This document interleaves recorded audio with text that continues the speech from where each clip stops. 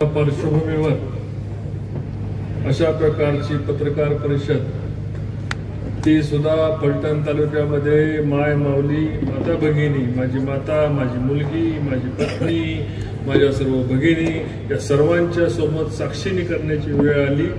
त्याचं कारण ज्या पीडित डॉक्टर भगिनींची या तालुक्यामध्ये आत्महत्या झाली त्याचा जीव त्या ठिकाणी तळमळला। त्याचं कारण काय असेल? रणजित निंबाळकर कोणाचं कॅरेक्टर असर्सिस करण्यासाठी इथं आलेला नाही किंवा कोणा कॅरेक्टरचं पोस्टमॉर्टम करण्यासाठी इथं आलेला नाही आणि करणारही नाही। तो माझा स्वभावही नाही। त्या बिचाऱ्या माझ्या डॉक्टर भगिनीसाठी माझी सर्वांना विनंती की एक क्षण आपण सगळ्यांनी उभं राहू आणि श्रद्धांजली वाहू।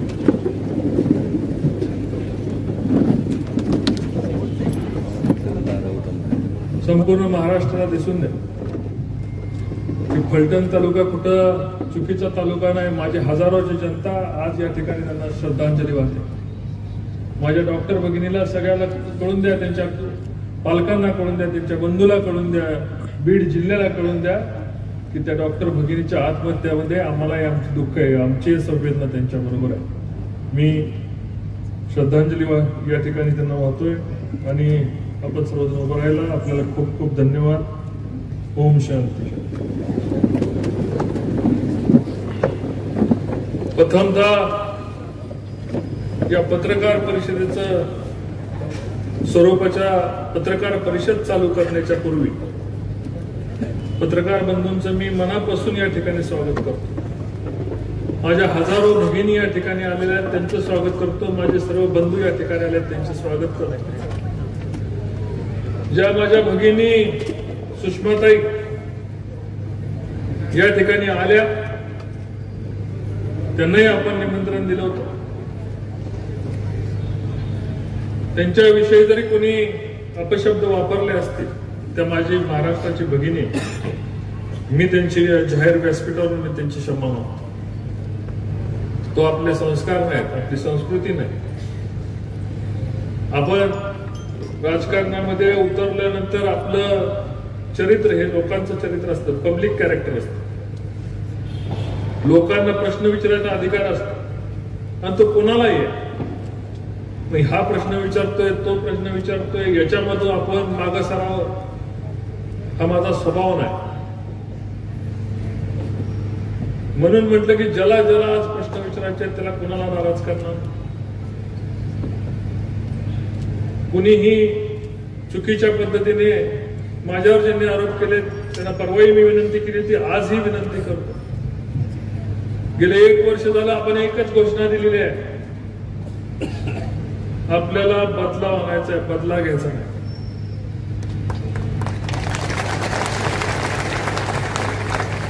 रणजित निंबाळकर बदला घेत नाही म्हणून तुम्ही माझ्या बरोबर आहे, चुकीचं वागत नाही म्हणून बरोबर आहे। तालुक्यामधली 60-70% जनता आज बरोबर येण्याचं कारण आपण आपल्यामध्ये बदलाव केलाय आणि म्हणून तालुक्याचा बदलाव होतोय। मुख्यमंत्र्यांचा विश्वास कुठल्या पोलिसांच्या रिपोर्टची आवश्यकता नव्हती। त्यांच्या अंतर्मनाला माहिती होतं हा चुकणार नाही। आयुष्यात जेव्हा जेव्हा मी काम करतो तेव्हा कधी अशा पद्धतीने चुकीची कामं घेऊन देवेंद्रजींकडे मी कधी भेटलो। 6 वर्ष 7 वर्षाचा माझा त्यांचा सहवास आहे। पंतप्रधानांना मी कधी भेटलो नाही। जो भेटलो या मातीच्या कामासाठी भेटलो। रणजित नाईक निंबाळकरला स्वतःसाठी काय पाहिजे म्हणून सुद्धा भेटलो नाही। तुम्ही देवेंद्रजींची याच्यामध्ये साक्ष काढू शकता। मी मातीसाठी पाणी मागेल, नीरा देवघर मागेल, दोंबलपुडी मागेल, प्रशासकीय कार्यालय मागेल, महसूल भवन मागेल, रस्ते मागेल, माझा फलटणच्या साठी जिल्ह्याच्या सुविधा मागेल। आणि माझी मागण्याची क्षमता आणि त्यांची देण्याची क्षमता असल्यामुळं आमचं एक वेगळं नातं या ठिकाणी निर्माण झालेलं आहे। त्यांच्यावरही माझ्यामुळं लोकांनी त्यांनाही नावं ठेवून मी त्यांची या ठिकाणी या घटनेमुळं त्यांनाही काही गोष्टीला सहन करावं लागला असेल तर देवेंद्रजींची मी या ठिकाणी मी माफी मागतो। आणि विविध ठिकाणच्या वेगवेगळ्या तक्रारी ज्या माझ्याविषयी सोशल माध्यमातून ज्या केल्या त्यांच्याबद्दलची उत्तरं इलेक्ट्रॉनिक याच्यावर देण्याकरता मी माझ्या सहकारी टीमला विनंती करतो. तत्पूर्वी काल या तालुक्याचे आमदार, विधान परिषदेचे आमदार यांनी सांगितलं होतं माझं नाव देऊन जातं. मी आज जाहीर सांगतो, मला तुमच्याबद्दल द्वेष नाही, पण तुम्ही चॅलेंज केलं. हे सांगतो या तालुक्याची बदनामी झाली ते तुमच्यामुळे झाली. तुम्ही कुणाला धमक्या देता नाव घ्या म्हणून, कुणाला धमक्या देता तुम्ही नाव घ्या म्हणून. अरे शेर को धमका सकते, डरा नहीं सकते.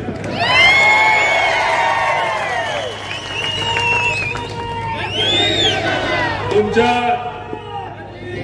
कर्तुतीचा पाडा वाचायचा असेल त्याला ही सभा पूर्ण नाही, त्याला पुन्हा यशवंतराव चव्हाण हायस्कूलला जावं लागेल. बरोबर आहे ना. मी माझ्या सहकार्याने विनंती करतो, तत्पूर्वी हा कॉर्डलेस माईक कसा लावायचा कोणीतरी येऊन मला इथं लावा, म्हणजे मलाही त्याच्याबरोबर करता येईल.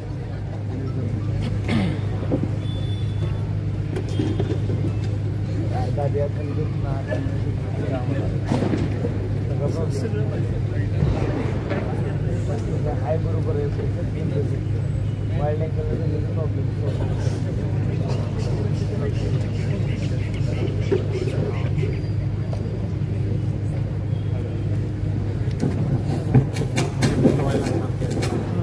आवाज येतोय.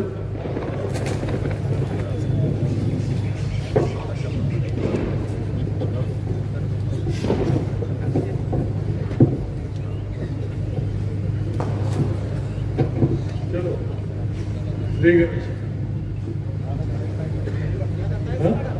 काही साईडला घ्यायचं. ओके, खालीच घ्यायचं का? खाली घ्या.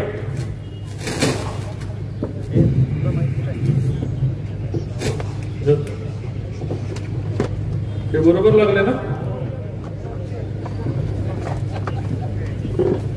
काय तंत्रज्ञान आपल्या सगळ्याला शिकलं पाहिजे.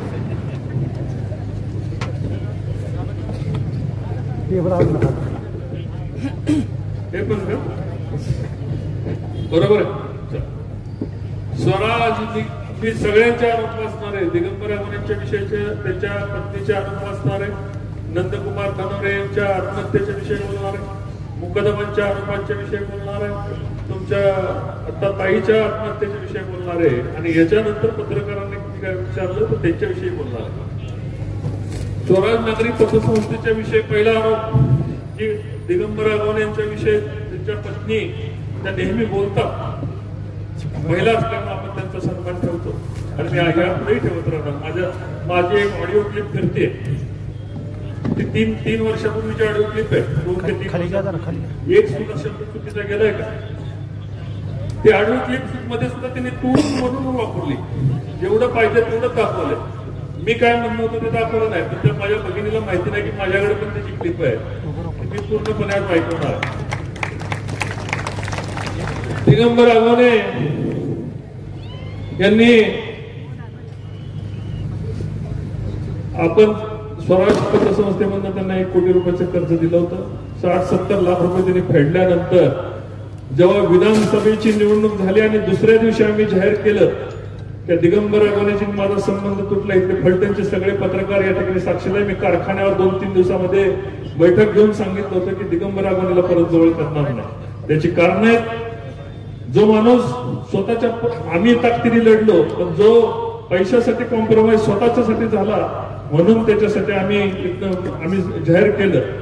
दरम्यानच्या काळामध्ये, नंतरच्या काळामध्ये त्याला स्वराज पतसंस्थे मधून जे कर्ज दिलं होतं त्याच्या हप्त्यासाठी जेव्हा कर्मचारी तिथे गेले, आज भरतो उद्या भरतो, नंतरच्या काळामध्ये त्यांची गरमी वाढायला लागली आणि गरमी वाढायला लागून त्यांनी अॅट्रॉसिटी लावतो शिवाय द्यायला चालू केली.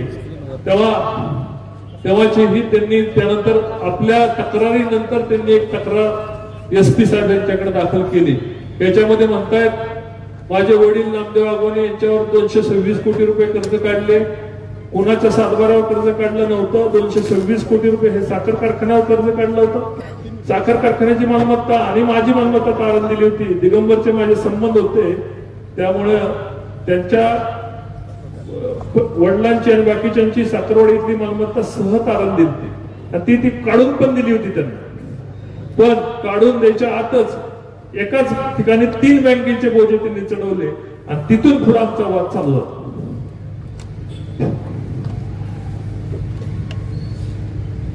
पुढं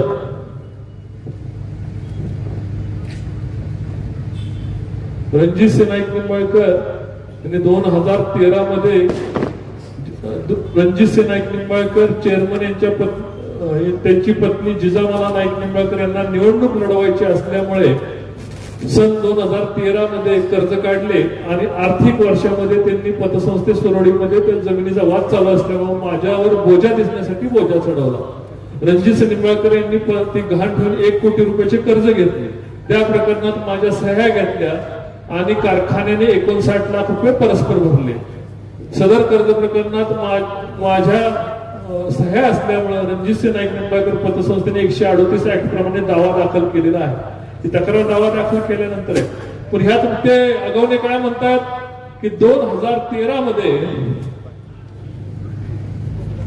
पंचायत समितीची निवडणूक लढवायचं असल्यामुळे ते कर्ज काढून मी त्यांना दिले. मी माहिती त्यावेळेस घेतली की मला कर्ज दुसऱ्याचं कर्ज काढून निवडणूक कधी लढवायला लागते, कारण आज सुद्धा महाराष्ट्रामधला सर्वाधिक जास्त टॅक्स भरणारा खासदार म्हणून मी होतो. तरी सुद्धा मी पंचायत समितीतनं दाखला घेतला. काय दाखला? ही दिगंबरची तक्रार आहे की मी कर्ज काढलं आणि त्यांनाच दिलं पंचायत समितीच्या इलेक्शनला. पंचायत समितीने दाखला दिला की 14/3/2012 सालीच निवडणूक झाली, त्या पंचायत समितीचे सदस्य झाले होते. मग 2013 साली कुठनं निवडणूक काढली दिगंबरने हे कोणाला कळलं नाही. तर फ्रॉड. त्याच्यानंतर हे त्याच्या पत्नीचे म्हणते ना आम्ही कर्ज काढलं नाही, आमचं हे झालं. हे दिगंबरच्या सह्याचे सगळे नमुने अर्ज पुढे चला. त्याला थकबाकी भरण्याविषयीचं दिलेलं नोटीस, थकबाकी भरण्याविषयीचं दिलेलं नोटीस त्याच्या जामीनदारांना. त्यानंतर दिगंबर अगवणेंनी आम्हाला पतसंस्थेला परत उत्तर दिलं की दिगंबर अगवणे जे डार्क केलेले ते सिद्ध घेतलंय. दिगंबर रोहिदास अगवणे उत्तराने कळत आपल्या मार्फत 15 जून 2021 मध्ये कर्ज वसुलीचे नोटीस मिळाले. नोटीसीमुळे मला 1 कोटी रुपये रक्कम घेतल्याचे नमूद केले. कर्ज रक्कम 58 लाख रुपये व त्यावर व्याज 46 लाख ही मागणी केली. वास्तविक सेवा पतसंस्थेवरती नमूद केलेले कर्ज घेतले नव्हते. सादरची रक्कम माझ्या कोणत्याही खात्यावर जमा झाली नव्हती. आपल्या नागरी पतसंस्था मार्फत जमा झालेली नाही, त्यामुळे मी नागरी पतसंस्था कर्ज स्वीकारण्याचा संभव प्रश्नच येत नाही. पुढचा 1 कोटी रुपये कर्ज कधीही प्राप्त झाले नाही. माझ्या विरुद्ध कारवाई करण्याचा अधिकार नाही. कोऱ्या सह्याच्या ताब्यात असल्यामुळे धनादेशाचा दुरुपयोग करू नये, फौजदारी दावा दाखल करू नये असं दिगंबर अगवणे म्हणतात. मी सह्याच केलं नाही, मी कर्जच घेतलं नाही. हे त्यानंतर आम्ही एसपी ऑफिसला, हे सरकार लक्षात घ्या पत्रकार बंधूंनो, हे सरकार महाविकास आघाडीचं होतं. रणजित निंबाळकरच्या विरुद्ध अनेक अर्ज झाले, 20-25 अर्ज झाले. त्यातला हा पहिला का दुसरा अर्ज असेल तर त्याच्या वेळेस त्यांचं मॉर्गेज डीड आम्ही त्या ठिकाणी दिलं. हे दिगंबर अगवणेंचं मॉर्गेज डीड आहे. पुढे चला. हे पैसे कुठं दिले दिगंबर अगवणेंना? सातारा जिल्हा मध्यवर्ती बँकेमध्ये चेकने दिले आणि दिगंबर अगवणेंनी ते पैसे अशा पद्धतीने चेकने काढून दिले. हे मी म्हणत नाही. रामराजे नाईक निंबाळकर ज्या बँकेचे डायरेक्टर आहेत त्या डायरेक्टर असणाऱ्या बँकेमध्ये हे चेक दिला होता. इथून त्यांनी टप्प्याटप्प्याने पैसे काढून दिले होते. मी पैसेच घेतले नाही. आता त्यांच्या खात्यातनं त्यांनी 5 चेकद्वारे पैसे काढून दिले. आम्ही नेऊ शकतो का? पुढं त्या पावत्या बँकेचं स्टेटमेंट आहे, सातारा जिल्हा मध्यवर्ती बँकेचं. पुढं मग यांनी न्यायालयात आमच्या विरुद्ध दावा केला. रणजित निंबाळकर संपूर्ण संचालक मंडळ की एक खासदार आहेत, हे ते तमके आणि मग माझ्यावरनं खोटं प्रकरण करतात. न घेता पैसे लादले म्हणून न्यायालयाने चौकशीच्या अंती 156(3) खाली तक्रार दाखल घेऊन तपास करावा असे आदेश दिले. ह्यांच्या ह्या तक्रारीवर हे दिगंबर अगवणेंची तक्रार केली. तदनंतर आपापसात संगनमत करून 1 कोटी रुपये तत्काळ मंजूर केले वगैरे वगैरे वगैरे. पुढे घ्या. ही त्यांची दिगंबर अगवणेंची तक्रार आहे. त्याच्यानंतर FIR दाखल झाला संचालक मंडळाच्या विरुद्ध माझ्यासहित. तत्कालीन मी संचालक आता त्यावेळेस नव्हतो, पण त्याच्या आधी संचालक होतो. माझ्यावर FIR दाखल झाला. पुढं नंतर मान्य न्यायालयाने जी चौकशी केली, पोलिसांनी चौकशी नाही केली. पोलिसांना जाब जबाब विचारले आणि जाब जबाबामध्ये न्यायालयाने त्याची बिसमरीची ऑर्डर पास केली. काय केली? बिसमरी म्हणजे खोटा गुन्हा दिगंबर अगवणेंनी दाखल केलेला आहे आणि त्यांना 183 अंतर्गत त्यांना शिक्षेसाठी ठेवलेलं आहे. आता सुद्धा शिक्षेसाठी ठेवलंय, कधीही शिक्षा लागू शकते. जे पतसंस्थेवर आरोप केले त्याला न्यायालयाने त्याचं मत ऐकलं, आमच्या गुन्हा नोंद करायला लावला, चौकशी केली आणि नंतर बिसमरी केली. आणि ही तारीख आपण सगळ्यांनी तारीख बघावी. 26/2/22 काहीतरी तारीख आहे.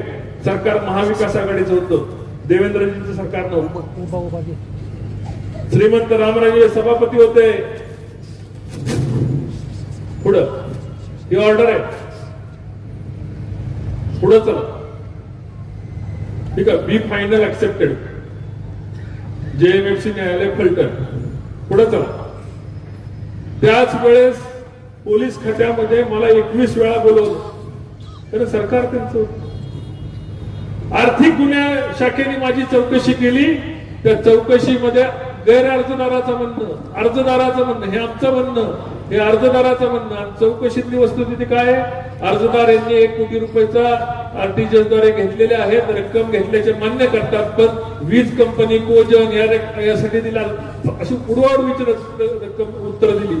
परंतु तसं न करता वैयक्तिक खात्यावर सदर आयुर ट्रेडर अर्जदार यांना थकीत बिलापोटी वर्ग करून देण्याचे रेकॉर्ड उपलब्ध केले. अर्जदार यांच्या पैशाचा व्यवहार एकमेकांच्या संगनमतीने झाला. कर्जदारांनी पैसे स्वीकारले. कारखान्याच्या बिलापोटी खात्यावर गैरअर्जदारांनी भरले. फौजदारी गुन्ह्याचा प्रकार दिसून येत नाही.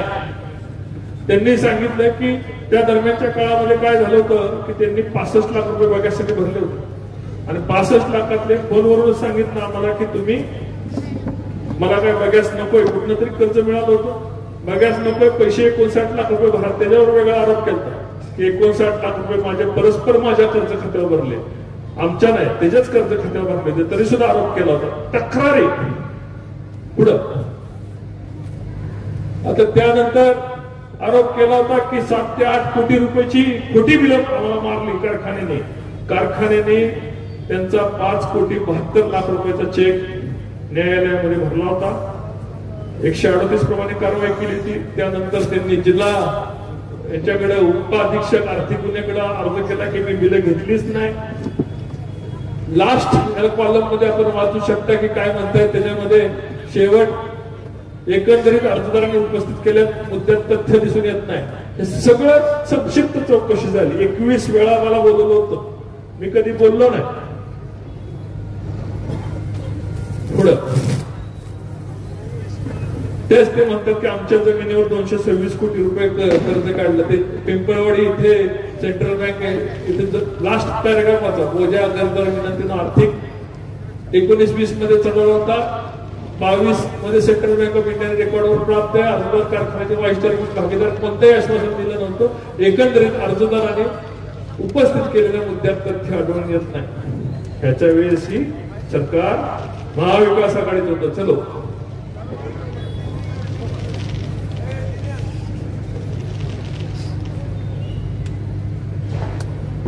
आता जे कर्ज आम्ही त्यांना दिलं ना ते त्यांच्या विधानसभेला जो फॉर्म भरला होता ना त्या फॉर्म मध्ये पण उपलब्ध होतं की मी कर्ज दिले किंवा त्यांच्या खात्यावर मला 2.5 कोटी रुपये आले. सगळे व्यवहार त्यांच्या विधानसभेच्या फॉर्म मध्ये होते, माझ्याही लोकसभेच्या फॉर्म मध्ये होते.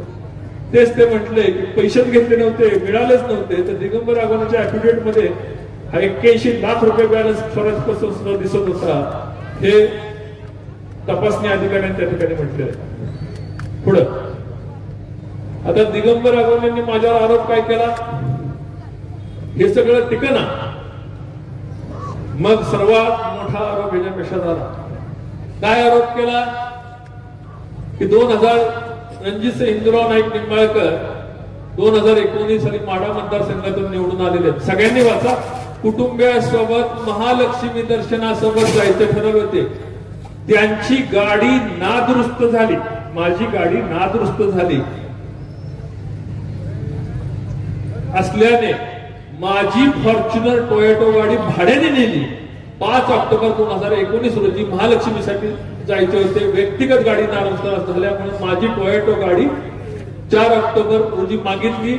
अडचणी वस्तू विनंती वस्तू माझी गाडी 4,970 रुपये भाडे तत्वावर दिली. दिगंबर आम्हाला ज्याला विधानसभेला आम्ही सहकार्य केलं त्यांनी त्याची गाडी आम्हाला भाड्याने दिली. माझ्याकडे एवढ्या गाड्या आहेत, त्याची गाडी भाड्याने घेऊन गेलो. रणजितसिंह निंबाळकर ही राजकीय व्यक्ती असून भरपूर मनुष्यबळ आहे. राजकीय पाठबळ असल्यामुळे माझी वेळोवेळी फसवणूक करत आहे तसे मी त्यांना तसे सांगेल तर मला जिवंत सोडणार नाही अशी धमकी दिली. त्यांच्यापासून माझ्या कुटुंबाला धोका आहे. माढा लोकसभेचे खासदार रणजितसिंह निंबाळकर यांचा त्वरित गुन्हा दाखल करून न्याय मिळावा. कोण म्हणतोय? दिगंबर आगवणे. कितीची तक्रार आहे? पत्रकार बंधूंनी वाचलं का? 4,000. आता ही तक्रार तरी मी मान्य करतो, पलीकडची तक्रार तर त्याच्यापेक्षा गंभीर आहे. माढा लोकसभेचे खासदार रणजितसिंह नाईक निंबाळकर यांनी पेट्रोल चोरी केली. मला सुषमाताई, मेहबूब भाई, महाराष्ट्राचे प्रदेशाध्यक्ष नेते मंडळींना त्यांना म्हणायचंय, जे आमदार साहेबांनी मी सांगितलं की मी रणजितसिंह नाईक निंबाळकर नार्को टेस्ट करायला तयार आहे आणि त्याच्याबरोबर माझ्यावर आरोप करणाऱ्यांनी प्रत्येकाने नार्को टेस्ट आज जाहीर माझ्या सगळ्या सोशल मीडियाने करायचं. आरोप आहे का? 500 रुपये किमतीचे प्लास्टिक पॅन मधून चोरी करताना जयश्री आगवणे यांनी पाहिले. जातीवाचक शिवीगाळ केली. कुणाला? जयश्री आगवणेंना. मीच म्हणून सहन केलं. माझ्या जागी तुम्ही असता तर काय केलं असतं? कशाने हाणला असता? बुटाने हाणला असता. रणजितसिंह निंबाळकर ही राजकीय व्यक्ती असून पाठबळ घडलेल्या जिवंत मी तुला 30 खालचा वाक्याकडे जिवंत सोडणार नाही म्हणाला. तुला त्वरित त्यांना जातीवाचक शिवीगाळ करणे म्हणजे अट्रॉसिटी दाखल करण्यासाठीचा हा पोलीस स्टेशन नोटीसचा अर्ज आहे. आगवणेच्या कुटुंबावर किती अत्याचार केले, किती अन्याय केले. हे अन्याय कोण कुणावर करत होतं हे तुमच्या लक्षात घ्या. आता ह्याच्यापेक्षाही मोठं कांड आहे. ह्या तक्रारी पोलीस स्टेशनने घेतल्या नाहीत म्हणजे त्याच्यावर माझ्या गुन्हा दाखल नाही केला. कशा करतील? त्यांच्या डोक्यात जातील का राहतील? 500 रुपये पेट्रोल चोरण्याकरता खासदार विमानाने गिरवीला आलाय आणि पेट्रोल चोरून पहाटे पळून गेला.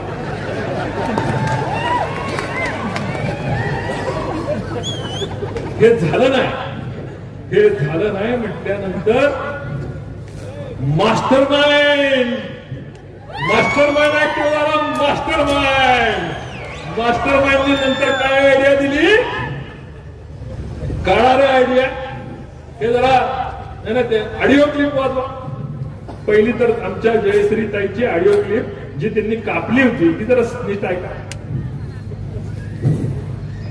वाजवा रे जरा जोरात. ठाकूर साहेबांच्या विषयी आता त्यांचा काय संबंध येईल ते पाहायचा. ठाकूर साहेबांचा नाही त्यांचा विषय काय नाही. मला तर काय माहिती नाही. नाही कोर्टात जाऊन तुम्ही तक्रार दिली आहे विनयभंगाची. आता असं काय करताय तुम्ही? कोर्टाने टाळली आहे का? आता तुम्ही एवढं अडाणी बनू नका. काय होतं, खरं बोलत नसल्यामुळे सगळा विषय होतोय. खरं बोलला असता तुम्हाला काय असं मी कोर्टात जाऊन त्यांच्या विषयी तक्रार दिली का मी विनयभंगाची? हो मग तुमची तक्रार आहे. तुम्ही माहिती घ्या.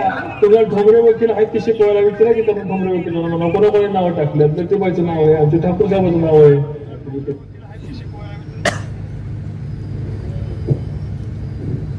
ही ती विनयभंगाची तक्रार. आरोपी नंबर 1 रणजितसिंह हिंदुराव नाईक निंबाळकर. आरोपी नंबर 2 जरा उठा. विनयभंग कुणी केला? मी जिजामाला नाईक निंबाळकर यांनी केला. काय आरोपी नंबर 2 कुठे? खाली आरोपी नंबर 2 याच्यामध्ये या दिसत नसेल तर इथं जिजामाला नाईक निंबाळकर नाव वाचा. आणि हे ऑनलाईन उपलब्ध आहे. हे जे आहे ना हे ऑनलाईन उपलब्ध आहे की मी जिजामाला नाईक निंबाळकर यांनी अगवणे ताईंचा विनयभंग केला. त्याच्याबरोबर आमच्या लतीबाईच्या घरात लग्न होतं आणि आमच्या कारखान्याचे संचालक सर्व यांनी विनयभंग केला. आता कोर्ट त्यांना विचारत होतं की विनयभंग मी एकटा करेन, ह्या कशा करतील? मास्टर माइंडला आम्हाला दोघाला गुंतवायचं होतं. डोकं कसं चालतं बघा. आधी भोरटाचोर केला मला. बोललो तुम्हाला कधी मी मला भोरटाचोर केला? 5,000 रुपये भाडं दिलं नाही म्हणून अॅट्रॉसिटी केली. मी बोललो तुम्हाला कधी? काय सहन केलं मला. नंतर माझ्या जी मला दादा दादा ज्या क्लिप मध्ये म्हणते त्याच भगिनीने माझ्यावर विनयभंग केला. बोलायचं किती, रडायचं किती आणि लढायचं कोणासाठी? पैशासाठी माणसं जर इतकी माती मूल होत असतील, पैशासाठी माणसं माती खात असतील आणि मला हे सगळे आरोप बघितल्यानंतर देवेंद्रजींनी म्हटले दादा तुम्हाला यावेळेस तिकीट देणार नाही. म्हटले तुमच्या मोठा खून दरोडा आरोप आला असता तरी विचार केला असता. म्हटले तुमच्या उलट्या चोरीचा गुन्हा हे इथे कुठे? हे विधानसभेत आहे, हाऊस मध्ये रेकॉर्डला आहे, तुम्ही जाऊन चेक करा. भुरट्या चोराचा आरोप माझ्यावर भुरटा चोर मला केला. आगे चलो ना. ह्याच्यावर प्रकरण थांबलं नाही. हे आता काल परवाचा व्हिडिओ आहे ज्या ताई रडतायत. हे पुण्याच्या बंगल्यातनं बाहेर ते दिसते का? ईडी काय त्या ह्या तिन्ही भावांचा बंगला, यातून त्या ताई कशा बाहेर येतात व्हिडिओ दाखवा इकडं. पूर्ण सुरुवात पासून चालू करा बरं. ही गाडी बाहेर आली, मुलगा पळत आला अगवण्यांचा. षडयंत्र कसं करतात, कोण करत? त्या अगवणी ताई पळत आल्या कारण दिसू नये म्हणून आणि बंगला देते उभं राहिले. आता काय झाले? बारके बारक्या पोरांकडे कॅमेरे आले, कोणतरी शूट करून पाठवते. आपण करतो का?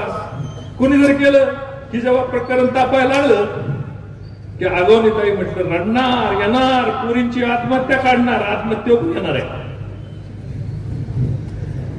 हे कुणाच्या बंगल्यात हे वकील मंडळी सगळी कशी तक्रार करायचं, कसं रडायचं, हे कुणाच्या, हे 3 भावांच्या बंगल्यातनं आल्या बाहेर. तयार तयार करलं. एखाद्याची बदनामी, मग अशी वाक्य लिहिलं ना की योद्धा जर शरणगती येत नाही, शरणागती घेत नाही तर त्याला बदनाम करायचा. आणि 1 महिन्यापूर्वी रणजित निंबाळकर चांगला होता. संजय बाबा माझ्याकडे 2 वेळा आले, रामराजेंचे 50 निरोप आले की आपण मनोमिलन करू. मी म्हटली कोठाल बाहेर काढणार माझा. म्हटलं तुमचं मन पण नको, तुमचं मिलन पण नको, काही नको. या ताई बाहेर आल्यानंतर मग परत दुसऱ्या ताईंना संपर्क केला. त्या बिचारीचा काही दोष असेल मला वाटत नाही. कारण स्त्री रडली की आपलं सगळं वाटोळच होत. बरोबर आहे ना? पत्रकारांना पटतंय का नाही? पुढे घ्या. आता माझ्या लाडक्या ताईने माझ्यावर आरोप केले. किती? 277 गुन्हे ऊस मुकदमावर, ऊस कामगारावर फलटण मध्ये लादले. ताईचा काय दोष आहे का यात? हाय का दोष? ताईला माहिती द्यानी कोणी दिली? मास्टर माइंडने माहिती दिली. ताईने माहिती तशीच घेतली. कारण समोर जसं सोशल मीडिया पत्रकारांनी माझी बाजूच उचलली नाही, डायरेक्ट मला आतंकवादी गुन्हेगार करून ठेवला. तसंच त्या ताईंनी आपलं जसं येईल तसं वाजवायला चालू केलं. येईल तसं वाजवायचं. आता ह्या 277 गुन्ह्यामध्ये फलटण मध्ये फक्त 37 गुन्हे आहेत. किती? 37. त्यातल्या 12 गुन्हे स्वराज कारखान्याचे, 10-12 गुन्हे श्रीरामचे, साखरवाडीचे, शर्वीचे. जिल्ह्यात मिळून 2021 नंतर 2025 पर्यंत 160 गुन्हे संपूर्ण जिल्ह्याचे. 277 गुन्हे कुठनं आले? आले का? हे आजची प्रेस नोट आहे एसपीची, सगळ्यांच्या व्हॉट्सअपवर असं दुपारीच आली आहे. काय म्हणतात? पोलीस अधीक्षक 2022 ते 25 मध्ये 160 फसवणुकीचे गुन्हे टोळी मुकदमांचे आणि ह्यांचे कुणाचे कारखाना व जिल्ह्यातील वार्ता प्रतिनिधी साखर कारखान्यातर्फे फसवणुकीचे गुन्ह्याची माहिती वारंवार विचारणा केली. प्रसारमाध्यमांमध्ये गुन्ह्याच्या संख्येबाबत अनेक गैरसमज आहेत. त्यानुसार माहिती देण्यात येते. सातारा जिल्ह्यात 22 ते 25 कालावधीमध्ये 160 फसवणुकीचे गुन्हे आहेत. साखर कारखान्याचे पैसे बुडले, तिथे लोकांना मारलं, त्यांच्यावर गुन्हा दाखल करायला नको का? आपल्या लोकांना टोळी मुकदमांना फसवलं, गुन्हा दाखल करायला नको? माझं काय चुकतंय का? आणि कारखाना ही स्वतंत्र संस्था आहे. मी तिथे काही संचालक नाही, चेअरमन नाही. सगळ्या कारखान्यांनी गुन्हे दाखल केले. फक्त रणजितसिंह नाईक निंबाळकरनी 277 गुन्हे दाखल केले. रणजितसिंह निंबाळकरच्या वसुली केंद्र आहे, पोलीस छावणी आहे, सगळं आहे. पण वस्तुस्थिती हे मित्रांनो, जो मित्र माझा जो बोलतोय त्याने माहिती घ्यावी. मला बोलण्याबद्दल, आरोप करणाऱ्याबद्दल, आरोपाला रणजितसिंह निंबाळकर घाबरत नाही. आणि गुन्हा केला तर शिक्षेलाही घाबरत नाही. पण जो गुन्हा नाही केला तर कोणाच्या बापाला घाबरत नाही. पुढे चला. हे बघा, कारखान्यांचे गुन्हे फलटण तालुक्यामध्ये स्वराज कारखान्याचे 1 ते 5, तुमच्या दत्त इंडियाचे गुन्हे. पुढे चला. हे सगळे स्वराज इतर फिर्यादी, सिरम कारखान्याचे गुन्हे, शरीव कारखान्याचे गुन्हे. हे काळे साहेबांची माहिती फलटण शहर पोलीस स्टेशन. आगे चलो. आता ह्याच्यापेक्षा गंभीर प्रकरण समोर आलं. काय प्रकरण समोर आलं? बीड मध्ये ज्यांच्यावर आम्ही FIR केल्या, आम्ही समजा 10 लोकांवर FIR केल्या. फलटण मधनं त्यांना माणसं जाऊन भेटायला लागली की तुम्ही कारखान्यांच्या विषयावर आणि रणजितसिंह निंबाळकर गरम गट्टी लगावता का? कारखान्याचे मुकदम द्यायला लागले की रणजितसिंह निंबाळकरनी कसं मारलं, त्यांच्या लोकांनी कसं मारलं, पोलिसांनी कसं मारलं. मुंडेताईंनी त्यांना मदत केली, त्या बिचारीची मयत झाली. तिचा एकाही ज्या मुकदमांच्या विरुद्ध आम्ही तक्रार केल्या तिथे एकाही मुकदमाला ज्या मुकदम बोलले त्याच्या एकाही मुकदमाला तिने टेस्ट केलं नव्हतं. पण प्रत्येक मुकदम म्हणायचा मुंडेताई मला भेटली आणि मीच तो मुकदम. जय हरी. हे ते गुन्हे. आता हे भाऊसाहेब राठोड म्हणून एक व्यक्ती बोलला परवा बीडमध्ये, त्याच्यावर इतर ठिकाणचे गुन्हे किती आहेत ते काढले. ज्यांच्यावर आम्ही गुन्हे दाखल केले ते हबप नाहीत. सगळ्यांनी, पत्रकारांनी बघावं. हे भाऊसाहेब राठोड जो बोलला त्याची ही परिस्थिती. मधुकर राठोड म्हणून त्याचा भाऊ बोलला. विमानतळात नेलं, पोलीस स्टेशन पासून उचलून विमानतळात नेलं आणि झाडाला उलट टांगून मारलं. 2-3 दिवस झाला पत्रकार परिषद घ्यायला मला उशीर झाला. म्हणजे विमानतळात झाड शोधत होतो. तुम्ही कुठे झाड? विमानतळात झाड नाही. आणि ह्या बिन झाडाचा मुकदम उलटा टांगला आणि तो म्हणतो की मला मारलं. अरे वार पट्या. त्या भाऊसाहेबच्यावर किती शिवाजी करकळ नावाचा एक वयस्कर मुकदम.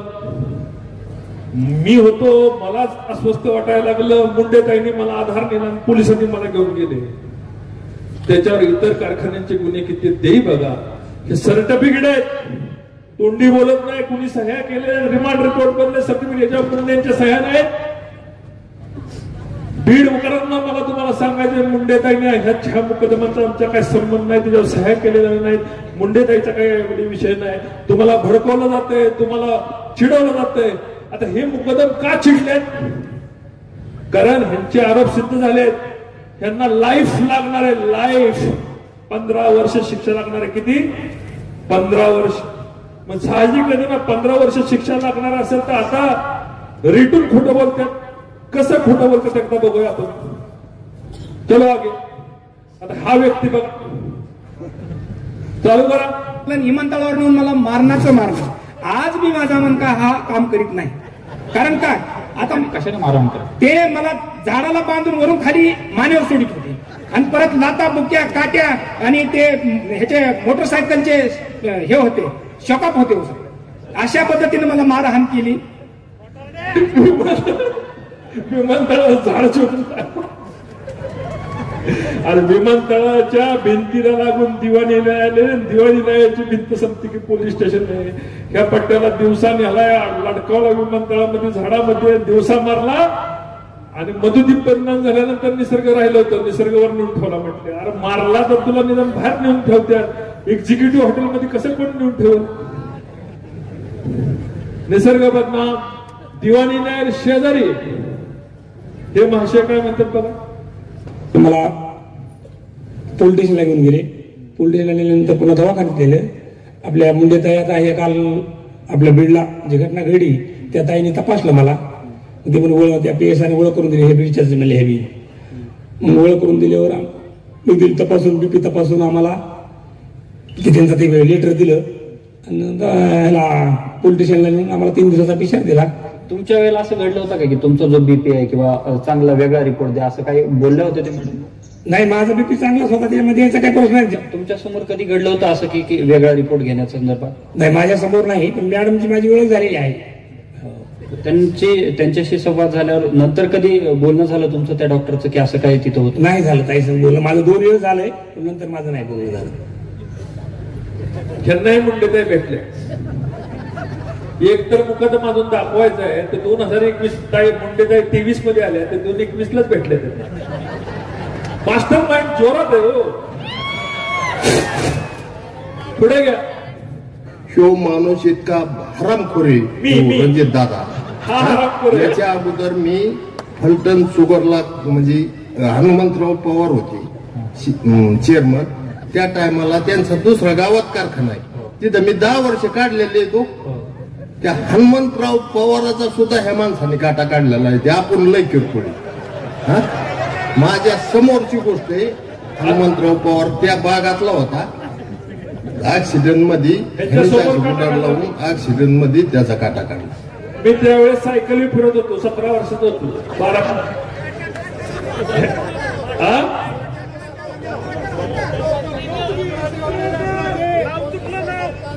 1997 साली त्यांचा मृत्यू झाला होता. मी 18-19 वर्षाचा असेल. आणि अशा परिस्थितीमध्ये हे महाशय म्हणते माझ्या समोर हनुमंतराव पवारांचा काटा काढला. आगे चलिए. आता या संपूर्ण प्रकरणामध्ये एका अर्जावरती महिला डॉक्टरने उल्लेख केला होता ज्यांनी सुसाईड केलं. या संपूर्ण प्रकरणामध्ये एका अर्जावरती महिला डॉक्टरने उल्लेख केला होता ज्यांनी सुसाईड केलं, आत्महत्या केली, की फिट अनफिट सर्टिफिकेट देण्याच्या संदर्भात त्यांच्यावर खासदारांच्या 2 PA येऊन दबाव टाकला. ते सगळं प्रकरण तुमचं होतं का? हो, ते प्रकरण माझंच होतं. त्याचा तपासणी रिपोर्ट आहे, कुणी तपासला. पुढे वाजवा पूर्ण. या संपूर्ण प्रकरणामध्ये एका अर्जावरती महिला डॉक्टरने उल्लेख केला होता ज्यांनी सुसाईड केलं, आत्महत्या केली, की फिट अनफिट सर्टिफिकेट देण्याच्या संदर्भात त्यांच्यावर खासदारांच्या 2 PA येऊन दबाव टाकला. ते सगळं प्रकरण तुमचं होतं का? हो, ते प्रकरण माझंच होतं.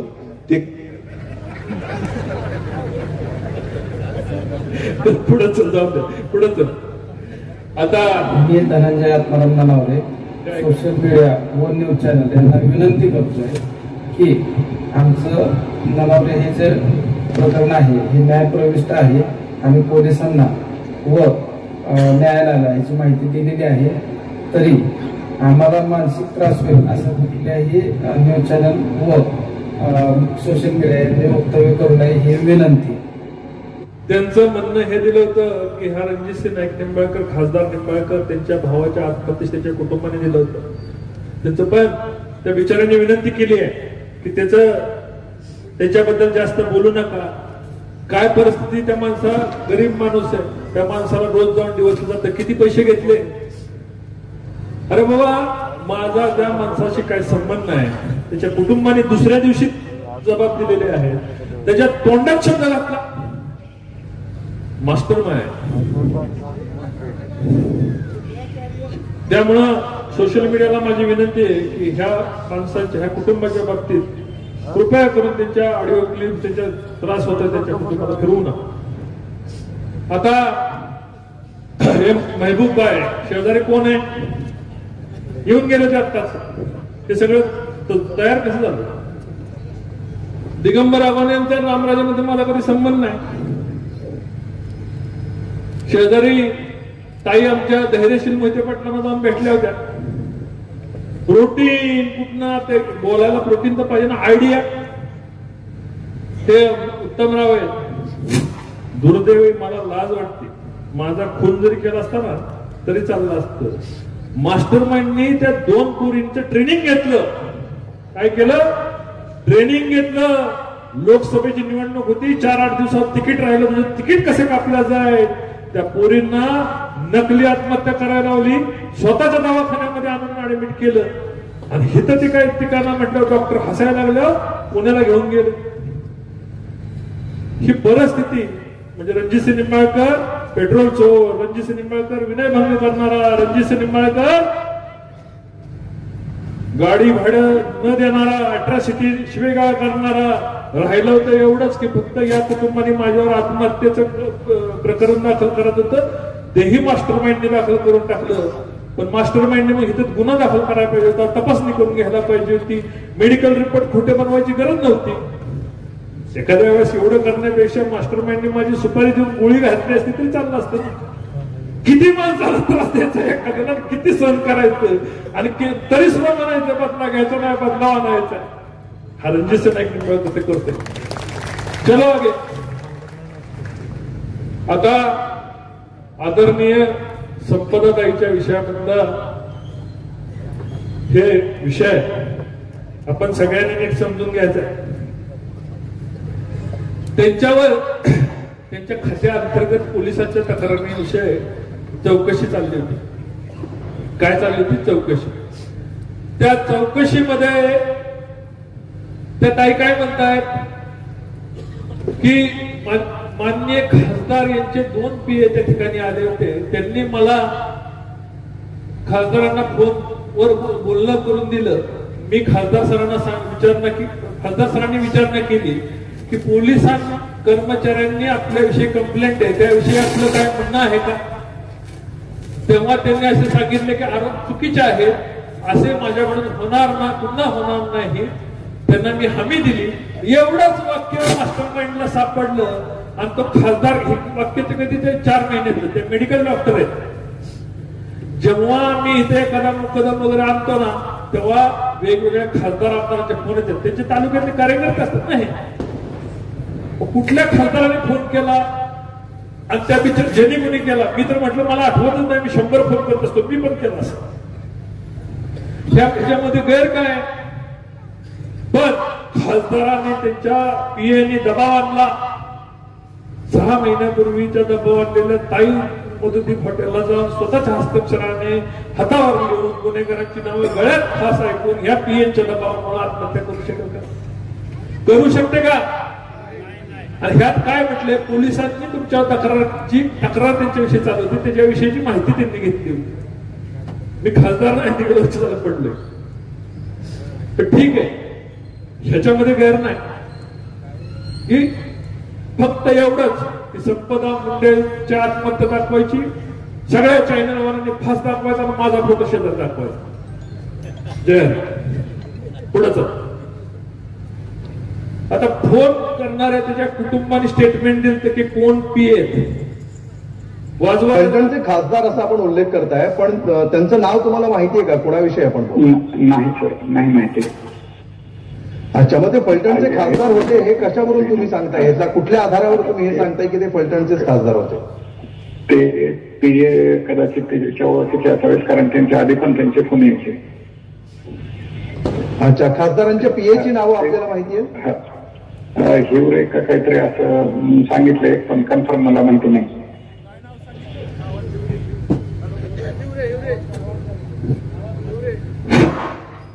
हिरवे काय संबंध आहे? मुकुंद रणवरेंनी आदल्या दिवशी रात्री रोहित नागटेळेंच्या फोनला फोन केला. आणि कोणाचा नंबर आहे हे कशावर चेक केला? ट्रू कॉलरवर. ही त्याची मिस कॉल पडलेला, ही त्याची डायल हिस्ट्री. रणजितसिंह निंबाळकरला काय येडा समजतं का? दुसऱ्या दिवशी पांडुरंग गुंजावटे, पांडुरंग हरी, पांडुरंगाने तेच केलं. काय केलं पांडुरंगाने? रोहित नागटेळे शेजारीच राहतात, कधीही जमत नाही त्यांच्या फोनला फोन करून म्हटले माझा फोन हँग झालाय. कोण बोलतोय? रोहित बोलतोय ना. फोन ठेवून रोहितने परत कॉल केला त्यांना, साधा कॉल केला, का फोन केला तर विचारलं. रोहित त्यावेळेस माझ्या शेजारी होता. मी सांगितलं रोहित उद्या त्या पीएनच्या जागा तुमचं आणि राजेशचं नाव येणार हे मला माहिती होतं. तेवढं मास्टर माइंडला ओळखतो ना मी. त्या दोघांना रामराजेंच्या बंगल्यावरनं रामराजेचा पीए मुकुंद रणवरे आणि ह्या दोघांच्या एक फोनला फोन करून चेक केलं की ह्याच नाव द्यायचं ना, मग नाव दिलं. मग दुसऱ्या दिवशी ताई सांगायला लागल्या रोहित नाटळे, राजेंद्र शिंदे ही नावं तयार झाली आणि ह्यात आली, हिरवेगार झाला. आणि त्या हिरवेन तरी काय विचाराने केलं होतं, खासदाराला फोन जोडून दिला, माहिती घेतली होती फक्त. तो खासदार मीच, पीएच माझे. चला पुढं. आता असंच एक प्रकरण जयकुमार गोरे साहेबांच्या बाबतीत झालं होतं. हे महाराष्ट्र टाइमची बातमी आहे. काय म्हणतात आपले श्रीमंत, ऐका. मॅडम नमस्कार. हा नमस्ते. ते तुमचा विषय आला तर मी मुद्दाम प्रदीपला बोलवते. हो हो नाही बरं झालं ते. मी पण परत काय परत इतकं आपण तुम्ही धाडस केलं माझ्या डॉक्टर म्हणाला एक काम करा, तुम्ही घरी थांबा. प्रदीप येईल 7:30. तू गाडी आणली नाही तो येईल तुमच्याकडे. बरं बरं ठीक आहे चालेल. तिथनं काय करा आता थोडीशी सोय करतो मी. त्याच्यावर मोठं काम म्हणजे त्या कुपरमध्ये दिवाळी झालं थोडीशी सोय करतो. बरं चालेल. कुपर म्हणजे शेजारीचे. बर बर बर नाही काही हरकत नाही. तुमचं हे बँकेचं होईपर्यंत कुठल्या प्रकारचं बँकेचे माझ्या डोक्यात काय ते मी तुम्हाला सांगतो. काय असतं बँक अश्युरन्स नावाचा एक प्रकार. त्याच्यात कसं आहे या बँकेचे 300-350 शाखा आहेत. ते आम्ही कुठल्या तरी एका इन्शुरन्स कंपनीला तिथं बसायची परवानगी देणार आणि धरून झाला की सातारच्या एका ब्रँच मध्ये 5 कोटीचा टर्नओव्हर त्यांचा झाला माझा त्या इन्शुरन्स कंपनीला. 17% पैसे आम्हाला बँकेला मिळणार. तिथं आम्ही काय करणार होतो ती इन्शुरन्स कंपनी जे कोणी येईल टेंडर होईल त्यांना आम्ही प्रेशर करणार की हे आमचे 50 घ्या असा एक विषय. तर तो इन्शुरन्स कंपनीकडनं होईल. हे जर तुमचं जोडलं तुमची सोयच होईल ना जवळच्या जवळ. बरोबर पण त्यामध्ये दुसरा पॉईंट असा आहे की आता मी मध्यंतरी एक ठिकाणी जात होते. खूपच प्रॉब्लेम झाला होता. भाऊला मी बोलले होते सगळं. तर ह्याची माणसं येऊन तिथं सांगून गेली की तुम्ही त्या बाईला आणि अक्षरशः म्हणजे एका महिन्यात मला त्या लोकांनी कुठलंही कारण नसताना व्यावसायिक मॅडम लोक जे असतात कसं करणार. त्यामुळे मी कधी भाऊला बोलले होते की मला सातारा नको ते. मी सातारच्या बाहेर कुठेही राहते कारण मी सुद्धा इतकी डिस्टर्ब झाले नाही या सगळ्या प्रकारात. म्हणजे ते असं म्हणतात ना करायला गेलो गणपतीन झाला मारुती तसं झालेलं. एकतर ते सगळे बॅचेस वगैरे माझ्या सगळ्या बंद झाल्या. सगळं म्हणजे इन्कम सोर्स माझा पूर्ण थंडावला. ह्या केंद्र शासनाच्या ज्या स्कीम्स असतात ना ग्रामीण विकास मंत्रालय मार्फत त्या मी रन करायच्या. तर जवळजवळ 9-10 वर्ष झालं त्यामध्ये माझा चांगला जम बसला होता. आणि त्यामध्ये एका बॅचला मला साधारण एक 70 ते 80 हजार रुपये मला त्यात मिळायचे. अशा वर्षाच्या एक 10-12 बॅचेस होऊन जायच्या त्या वेगवेगळ्या ठिकाणी. मग त्यामुळे माझं इन्कम सोर्स अगदी छान चाललेला होता. आणि आता कसं झालं त्यात माझी मोनोपॉली झालेली की मी चांगलं काम करते. तुम्हाला कोण म्हणते? अहो मी तेच प्रदीप भाऊला बोलले की औंधच कॉलेज मी टायअप केलं त्यासाठी पंतप्रतिनिधी पाटणचं बाळासाहेब देसाई सातारचं कला वाणिज्य ते ह्या जयकुमारनी गुन्हा नोंदवला पेपरला माझं नाव आलं की ती कामं माझ्या हातातून गेली. हॅलो तुमचं चालून द्या मला माहित. मॅडम नमस्कार. हा नमस्ते. नाही परत नका लाव. जिथपर्यंत आलो तिथपर्यंत लाव.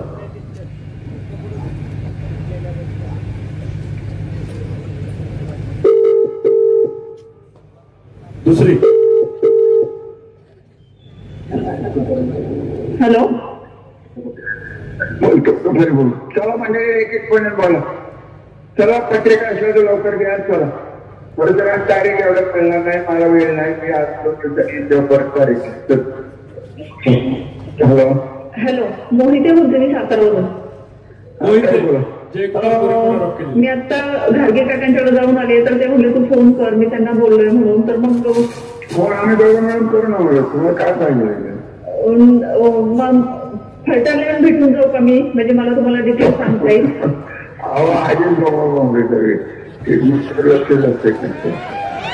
मला ना ते कॉलेजला ती स्कीम एक रन करायची आहे, त्यामध्ये मला चांगले मिळतील. औंधच्या कॉलेजवरती, औंधच कॉलेज आहे ना राजश्रीपती, त्यावरती रन करायची आहे. कारण ते प्रायव्हेट कॉलेज. हो हो, त्यांना काय मी सांगू शकतो. आणि ते सांगितलं टार्गेट हो आपण सांगितले, पण ते थोडं अवघड होईल. सगळे अजिबात बघतो. हो नाही, ते आहे माझ्या कानावरती आणि त्यांच्याकडून फक्त काही मान्यताच मिळेल, पण बाकीचं सेटअप वगैरे लावायला किंवा गव्हर्नमेंटला जे पाठवायचं जे आहेत पैसे वगैरे, तर तो सगळ्यात मोठा मेन प्रॉब्लेम आहे. म्हणून मी काकांच्याकडे पण गेले होते. बोलले मला ती मदत आम्ही करू, स्कीम तर चालू करत होतं. हा मग तेच ना. पण आपण हे सुरुवातीला हे का जर गव्हर्नमेंटचं वगैरे सगळं पाठवलं ना, तर माझं साधारण 1 महिन्यात 1 महिन्यात काम सुरू होईल. बसवून मी आपल्यामध्ये तुम्हाला पहिल्यांदा पैसे ठरले. हा हा, मग करतो आणि किती दिवस लागतील? म्हणजे माझं ना तुम्हाला खरं सांगते, कागद तयार करून ठेव, माहिती मला. जयकुमार बोलायचा कसा कार्यक्रम लावला होता बघा मास्टरबाई. घाबरू नका. नाही नाही नाही, तुम्ही दोघं असला तुम्ही नाही घाबरत. कुकरमध्ये वाढलंच पाहिजे. नाही ना झालं. आणि मी एका ड्रॉपवरती नाही नाही नाही झालं, त्याचंही नाही झालं, कुणाचंच नाही. त्यामुळे तर खूप प्रॉब्लेम. आणि ही स्कीम तो ENTC झालेला आहे, डिप्लोमा झाला त्याचा सातारा पॉलिटेक्निकला. हो पाठवते. फलटणला मी या आठवड्यात नाही आहे, 2 दिवस होते इथं. 12 मी कुठे नाही 12 तारखेला का? बरोबर चालेल, पाठवते. त्याचंही कुठंतरी झालं ना तर बरं होईल. म्हणजे सगळे देवराज मोहिते. कुठे नाही, भाचाच आहे, भावाचा मुलगा. बरं ठीक आहे, ठीक. ओके. मग आता मी घरचे काकांना काय सांगू? ते म्हणले बोलले मला फोन कर. मला झालंय बोलणं, करून सांगा का करायचं म्हणून एवढं सांगितलं, एवढं सांगा. बर चालेल, ठीक आहे. मी तुमची खूप आभारी आहे. आवाज कोणाचा आहे? मी तर ओळखत नाही आवाज. आवाज मला ओळखायला आला नाही, पत्रकार बंधूंना आवाज ओळखायला आला का? मास्टर माइंड महिलांच्या मार्फत कसं कार्यक्रम करतोय? ताई तुम्हाला ओळखायला आला का? आवाज कोणाचा आहे हा? का जोरात बोला, मी स्टेजवर ऐकाय ना मला. रामभाऊ आगे चलो. आता मी म्हणत नाही बरं का, सुषमा ताई सांगणार आहेत आपल्याला की हे आरोप आणि हे डॉक्युमेंट हे सगळं कोण कोण पुरवतंय. मी नाही सांगणार. चला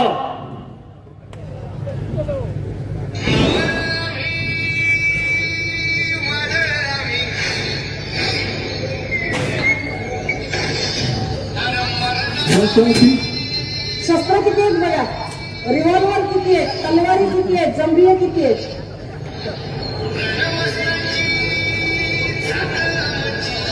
अरे काय तुम्ही कॉपी करतो?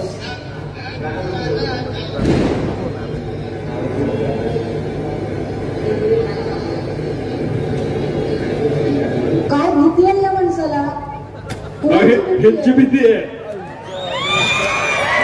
कुणाचं नाव मी नाही सांगत आहे. ताई जरा सांगा कोण करते फलटणची बदनामी? मागणं आवाज आला पाहिजे. हा समोर उभा असणारा 500 रुपये पेट्रोलचा चोर कोणी निर्माण केला?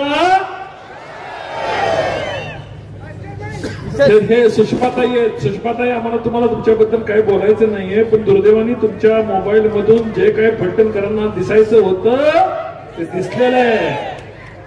आगे चलो. आणि सगळी शस्त्र दर दसऱ्याला पुजणार आहे. एक सुद्धा शस्त्र बेकायदेशीर नाहीये, ताई काळजी करू नका. सगळ्यांची माझ्याकडे स्पेशल लायसन्स आहे. रणजितसिंह निंबाळकर जुनी शस्त्र बाकी शस्त्र करण्याकरता विशेष लायसन्स धारण करतोय, त्यामुळे जास्त शस्त्र बाळगण्याची माझ्याकडे परवानगी आहे. परत क्लिप लावा. वन्स मोर म्हणतायत.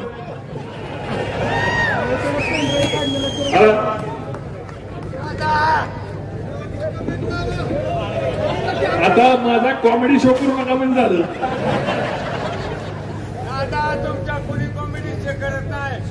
ते लावा रे परत ती.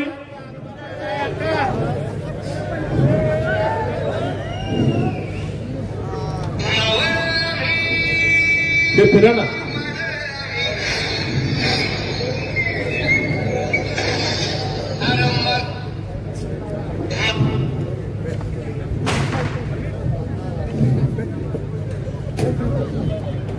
न्यूज 18 ला बघायचं आहे.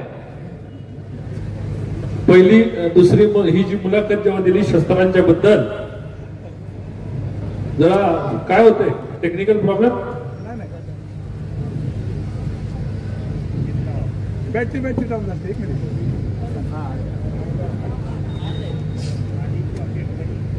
अरे सुरुवात नाही करायची, शेवटाकडे निघालोय आपण आता. एखादा ह्या भस्मासुरांचा शेवट करायचा.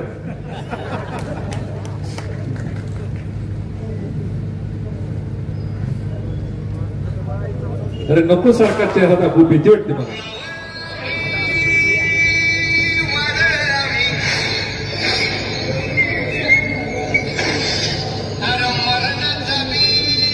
शस्त्र किती आहेत बघा, रिव्हॉल्वर किती आहेत, तलवारी किती आहेत, जंबिये किती आहेत.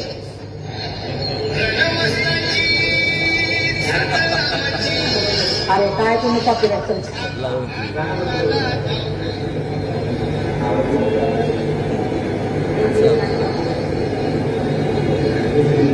काय भीती आहे या माणसाला? कुणाची भीती आहे? कुणाची भीती आहे? ह्याची भीती आहे. आता जायचं का पुढं? चला पुढं. आपल्या ताईविषयी कोणी काय बोलायचं नाही, तिची चूक नाही. आगे चलो. मी चांगला एंटरटेनमेंट शो करू शकतो अशी मला वाटायला लागले. धंदा बदलायचा काय बघा. तुम्ही जर मला जवळ नाही केलं तर मी इंडस्ट्री चेंज करून दुसरीकडे जाईन. आता काल ते म्हणाले होते की ह्याला 96 गुळी असल्याचा अभिमान आहे. हाय 96 गुळी ओरिजिनल नाईक निंबाळकर. काय शंका आहे का?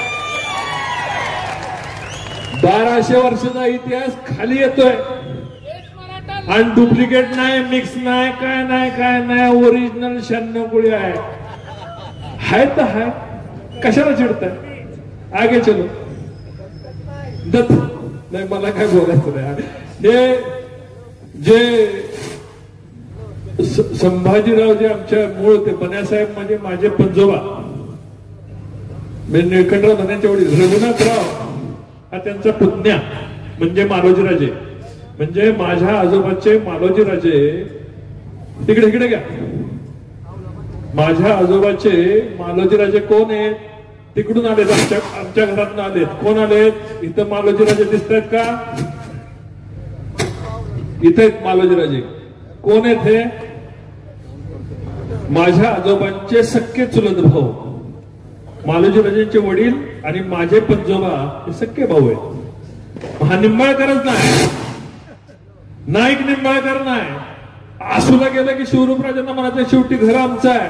करमाळ्याला गेलं की म्हणायचं हे मलठणचा आहे, आमचा काही संबंध नाही.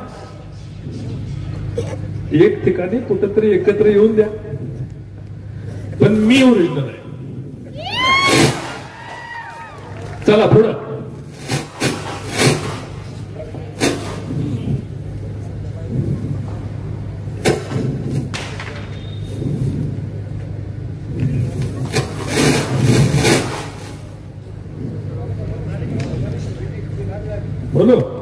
झाले पण संपलेले कळालं नाही. एका पाठोपाठ दिगंबर राघवने त्यांच्या मुलीच्या जे काय संभाव्य मास्टर माइंडने डिझाईन केली आत्महत्या, बेसमरी, पेट्रोल चोरी, 354, ऊस मुकादम, सुषमा अंधारेताईंचा जो आरोप होता 277 केसेस राहिला. आता बॉयलरचा एक त्यांनी सांगितलं की बॉयलर मध्ये काही लोकांना नेऊन टाकलं. आता बीड वरनं 400 किलोमीटर घेऊन बॉयलर मध्ये तिकडे टाकायला नेऊन पाहिजे कारखान्याच्या. गरज आहे का? जर एखाद्याला मारलं तर तिकडेच टाकतील ना. जसं भोसले साहेबांनी सांगितलं की बाबा मारलेला आणून कशाला आपल्या घरात आणायचं. पण आपण शेळी मेली तरी पंचनामा करतो ना. आमदार साहेब तर प्रत्येक गायचा शेळीचा पंचनामा करतात अलीकडे. आणि मग माणूस एखाद्याच्या घरामध्ये मेल्यानंतर पंचनामा होत नाही का? असा कुठली कथा ऐकली काय बॉयलर मध्ये टाकलं वगैरे? हा बॉयलर आमची कंपनी चालवत नाही, थर्मॅक्स नावाची कंपनी चालवते. स्टीम आम्हाला काढून देते. 1,00,000 कोटीची कंपनी, 10,000 कोटी प्रॉफिट आहे त्याचा. किती? 10,000 कोटी. 1,00,000 कोटीचं व्हॅल्युएशन आहे, 10,000 कोटी प्रॉफिट आहे. 250 माणसं त्यांची काम करतात. म्हणजे माणूस आणायचा, 150 फूट बॉयलर वरती न्यायचा आणि मग त्यांच्या ताब्यात द्यायचा आणि मग टाका मारायचं. म्हणजे 250 माणसं डोळ्याला पट्टी बांधून करतात.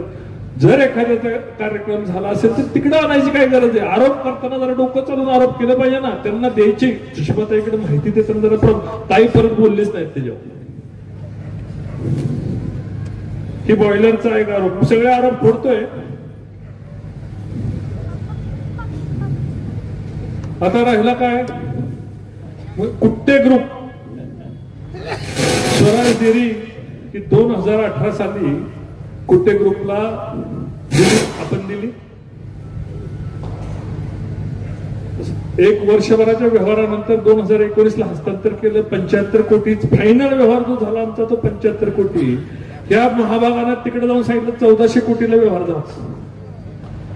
तर ते कुट्ट्यांच्या अडचणी काय असतील ते असतील. 2018 ला व्यवहार झालेला 2025 मध्ये ते अडचणीत गेले. किती वर्षानंतर? 18 ते 25 किती झाले? माझं गणित कच्च आहे, 7 वर्ष. मग एखादी गाडी जर आपण एखाद्याने विकली, तिने जाऊन ठोकली तर पहिल्या मालकाला काय होतं का? पण काय झाले, बारकी बारकी जी सटारफटार युट्यूब चॅनल आल्यात का, कॉइन बॉक्स टाकला की बोलायचं. रणजित निंबाळकरनी ती कुठली त्यांची पतसंस्था डेअरी घेतल्यामुळे अडचणीत आली. या सगळ्या कॉइन बॉक्स वर मी फौजदारी दाखल करणार आहे. काय करणार आहे? फौजदारी दाखल करणार.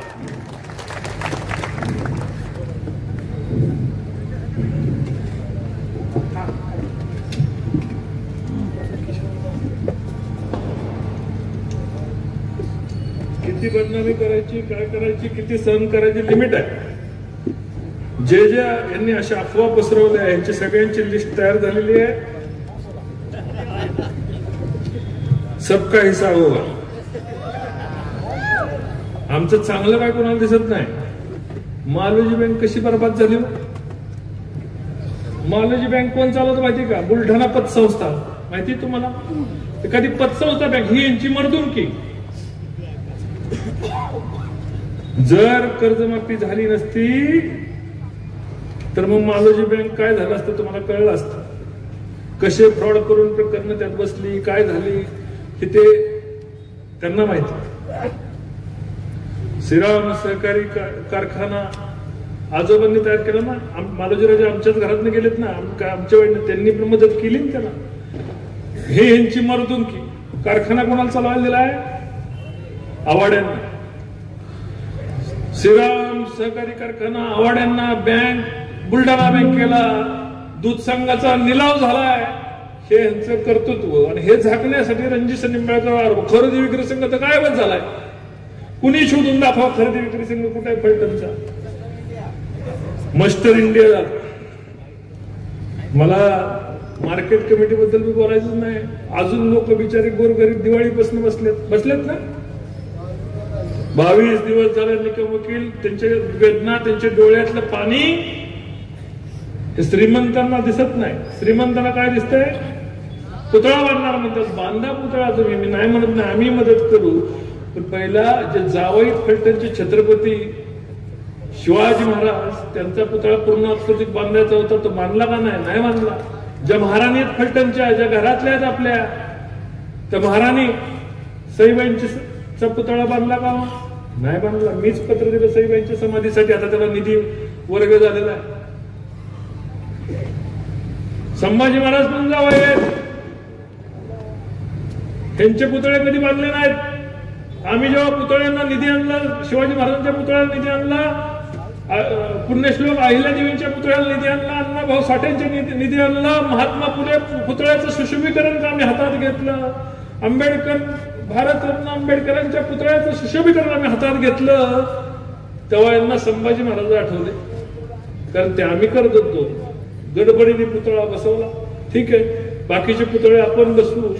या ताईचा पुतळा बसवायचा असेल तर निश्चितपणे आम्ही त्याला मदत करू. पण ताईच्या बाबतीत जे राजकारण करतायत हे तुम्ही त्यांच्या घरच्यांना माझी विनंती आहे की तुमच्यासाठी हे अश्रू आहेत, हे मगरमच्छ के अश्रू आहे, हे रणजितसिंह निंबाळकरला बर्बाद करण्यासाठी जे अश्रू आहेत, हे फोनवरनं व्हॉट्सअप कॉलवरनं बोललात. ताईसाठी खरी सहानुभूती होती तर जायचं होतं बीडला, माहिती घ्यायची होती. पण ताईचं त्यांना देणं गेलं नव्हतं. ते रिपोर्ट 4 महिन्यापूर्वीचा 5 महिन्यापूर्वीचा पोलिसांना मिळाला. त्यात खासदाराचा उल्लेख होता. कसं याला अडपता येईल, कसं देवेंद्रजींची सभा फेल घालवता येईल, कसं देवेंद्रजी येऊच नाहीत. आणि देवेंद्रजी आल्यानंतर हजारो कोटी निरादेवगरच्या कामाचं उद्घाटन, प्रशासकीय भवनचं उद्घाटन, रस्त्याचं उद्घाटन, महसूल भवनचं उद्घाटन, सगळं हाणून पोलीस स्टेशनचं उद्घाटन, जिल्हा न्यायालयाची घोषणा, दिवाणी न्यायालयाची घोषणा. फलटण बदलतंय, हे बदलतं फलटण त्यांना सहन होत नव्हतं. म्हणून डोक्यातनं आयडिया कशी आली की ह्याला सगळा खेचायचा. मग ऊस मुकदमांच्या ज्यांच्या एफआयआर झाल्या त्यांना बोलवलं, कोण कसं बोलावलं, आत्महत्या लोकांच्या पुढे केल्या, यांच्या आत्महत्येला मला जोडलं. दुर्दैव फलटणचं या माणसाने नाव खराब केलं, तिन्ही भावाने नाव खराब केलं. कोण झाकायचं आणि कोण उघडायचं असला प्रकारच नाही. त्यांना सर्वसामान्य माणसं पुढाला, आम्ही गरीब कुटुंबात पुढालो. मालोजीराजे जरी आमच्या कुटुंबात गेले असेल तर आमची अवस्था आम्हाला माहिती. माझ्या वडिलांनी हॉटेलमध्ये 13व्या-14व्या वर्षी बाहेर पडून हॉटेलमध्ये काम केलंय, साखर कारखान्यामध्ये काम केलंय, स्वतःच्या मनगटाच्या जीवावर संसार उभा केलाय. आणि त्यांच्या पोरांनी ह्यांनी कारखाने भाड्याने दिले आणि ह्या पोरांनी कारखाना त्यांच्या नावाने उभा करून दाखवला. हे कधी कौतुक नाही. आम्ही काय बापजादाच्या पैशावर, आजोबाच्या पैशावर आलेलो नाही. रणजितसिंह निंबाळकरने तर काहीच घेतलेलं नाही. आज ह्यांचे धंदे काय, जुनं ऐकायचं. शिरीचीवाडी म्हणून गाव आहे, जावली गाव आहे, ढवळेवाडी गाव आहे. महसूल मंत्री कोण झालं आणि कुणी कुणाचे शिक्के टाकले. हजारो लोकांच्या जमिनी एका दिवसात कब्जा कशा केला. दानच पाहिजे. आम्हाला त्या 500 एकर MIDC त्या पुजारींनी मला सांगितलं. मी त्यातनं 4-5 वर्षापूर्वी राजीनामा दिला, पण मी सरकारला सांगितलं ते MIDC करा. 25,000 पोरांना काम देईल, लाख पोरांना काम मिळेल, ती जमीन फुकट घेऊन टाका. रुपयाला कोणाच्या मिंदा नाही. हजारो कोटी रुपयाचे टर्नओव्हर झाले, रुपया कोणाचा राहिला का शेतकऱ्याचा? मी गप्प बसतो, बिलं मिळत नाही म्हणून सांगतात, मी कधी बोलायला जात नाही. कारण नुसती घाणच बाहेर निघते तोंडात, चांगले कधी निघत नाही. कशाला सारखं बोलायचं? ही सरकारी नळे, ही बहीण, त्या बहिणीच्या माझ्यामुळे चुकून कुठं तिच्याविषयीचं चरित्रहनन होऊ नये म्हणून मी शांत बसलो, नको बोलायला 3-4 दिवस.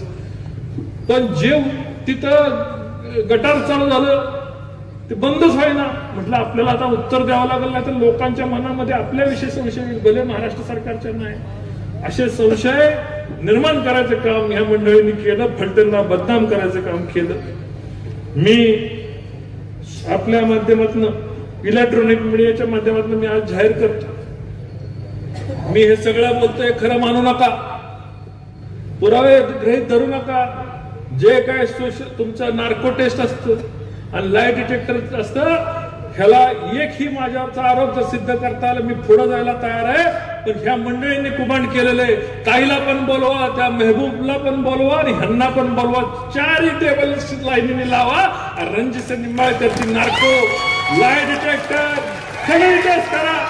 जर त्याच्यामध्ये एक जरी चुकीचं लागलं तर रणजितसिंह निंबाळकर जेलला जायला भेटणार नाही, स्वतः जाऊन आनंदाने तुरुंगात बसेल. पण माझं यांना आव्हान आहे, तुम्ही नाव न घेता आरोप करताय, मी नाव घेऊन आरोप करतोय. जे इतर लोकांनी आरोप अपुऱ्या माहितीत ताईने असेल किंवा अन्य असेल, अपुऱ्या माहितीच्या आधारे आरोप केले, त्यांना माहिती कुणी पुरवली हे पण त्यांनी येऊन सांगावं. आणि नार्को टेस्टची तारीख सगळ्या सोशल मीडियाच्या मोठ्या नेटवर्क कंपनीने घ्यावी, त्याचे पैसे मी भरतो. म्हणाल ते डॉक्टर तिथं आणा, म्हणाल ते दवाखान्यात मला न्या, म्हणाल तिथं लाईट डिटेक्टर घ्या. रणजित निंबाळकर टेस्ट पासून आरोपांपासून मागे सरणारा नाही. माझा जाहीर आव्हान आहे, तारीख सोशल मीडिया नेटवर्क मोठ्या कंपनीने मोठ्या न्यूज चॅनलवाल्यांनी करायची. आणि ह्यात आरोप झालेल्या संपदापासून ननावरे कुटुंबापर्यंत सगळ्यांच्या माझा काय संबंध होता का लाईट डिटेक्टर करायचं? आवारे कुटुंबांनी जे आरोप केले त्याच्याबद्दल लाईट डिटेक्टर करायचं. आणि ह्या सगळ्यांना माझ्याबरोबर लाईट डिटेक्टर करायचं, नुसतं आरोप करून बिळात जायचं नाही. समोर येऊन लाईट डिटेक्टर मध्ये खरे आरोप पुरावे देऊन खरे म्हणून सांगायचं काम आता करायचं. पैसे रणजित निंबाळकर भरायला तयार आहे. माझ्या मुख्यमंत्र्यांनी मला क्लीन चिट दिली. ही क्लीन चिट ही माझ्या चरित्र बघून दिलेली आहे. आणि त्यांच्या क्लीन चिटला सुद्धा अडचण नको. होऊन जाऊन द्या नार्को टेस्ट, होऊन जाऊन द्या light detector test. Ranjit Nimbalkar तयार आहे, तुम्ही कुणाला घाबरणार नाही. माझ्या भगिनी या ठिकाणी उपस्थित, माझी बहीण या ठिकाणी, माझी आई या ठिकाणी, माझी पत्नी या ठिकाणी, माझी मुलगी या ठिकाणी, माझे भाऊ या ठिकाणी. कशाला घाबरायचं? घाबरू का मी? मग जायचं ना लाईट डिटेक्टर आणि याला नार्को टेस्टला पुढं बोलवा यांना. माझं जाहीर आमंत्रण आहे, कधी येत आहे? आता जर ह्या माणसांनी लाईट डिटेक्टर चाचणीला पुढे नाही आले तर ह्यांचं करायचं काय? काय करायचं? मी असं काय म्हणणार नाही. तुम्ही जे काय करायचं ते तुम्ही ठरवा. पण आज या ठिकाणी लाईट डिटेक्टरची ओपन लाईट डिटेक्टर सगळ्या सीसीटीव्ही मध्ये मुंबईमध्ये भर चौकात असं स्टेज लावून लाईट डिटेक्टर घ्यायची आज हिंमत होती म्हणून समोर सगळ्या मीडियाच्या समोर आलो. ह्या बांधवांनाही सांगणार यार काय विचारायचं ते विचारा, तुम्हाला काय विचारायचं ते विचारा. मी कुठल्याही उत्तराला घाबरत नाही, कुठल्याही प्रश्नाला घाबरत नाही. आणि ह्या मंडळींना रोज विचारा आता कधी लाईट डिटेक्टरला येता येईल, नाही तर जाहीर माफी मागा. एक तर लाईट डिटेक्टर चाचणीला पुढे या. ननावरे कुटुंबाच्या आत्महत्येशी माझा संबंध आहे का? त्या बोरींच्या आत्महत्येशी माझा संबंध आहे का? आत्ताच्या आत्महत्येशी माझा संबंध आहे? लाईट डिटेक्टर चाचणी आणि नार्को टेस्ट मध्ये समोर येऊन सांगायचं पहिली चाचणी मी करणार आहे. पहिली तुम्ही या, फक्त पहिली चाचणी मी करणार आहे, पण सुया तुम्हाला पण टोचणार आहे एवढं लक्षात ठेवायचं. आता अनुपशांनी सांगितल्याप्रमाणे दरवाजाचे दोर कापलेले, अब पीछे हटेंगे तो मरेंगे. आता राजकारणामध्ये तुम्ही ज्या षडयंत्रापर्यंत गेला त्या षडयंत्रामध्ये तुमचा सत्यानाश झाल्याशिवाय राहत नाही. मी आज दिलेलं आव्हान तुमच्या दम असेल तर स्वीकारा,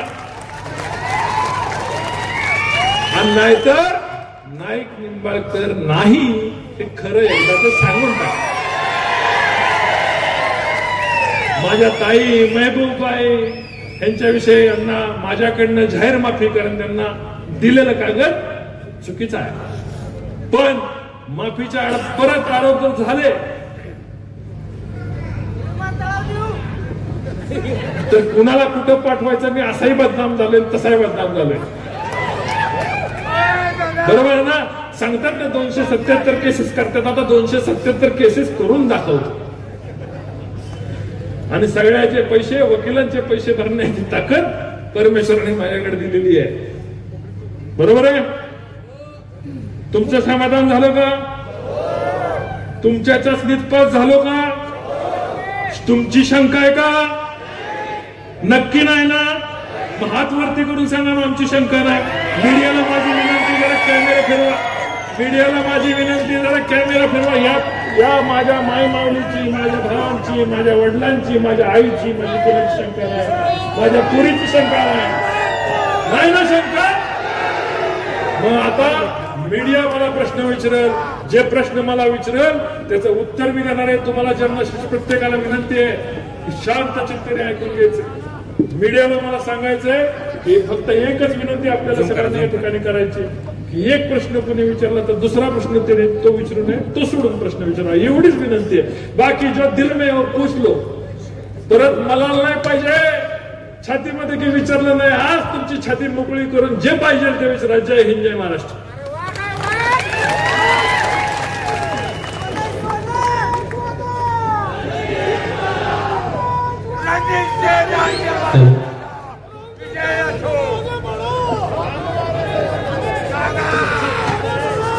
या ठिकाणी शांत बसा. चला मीडियाला माईक द्या.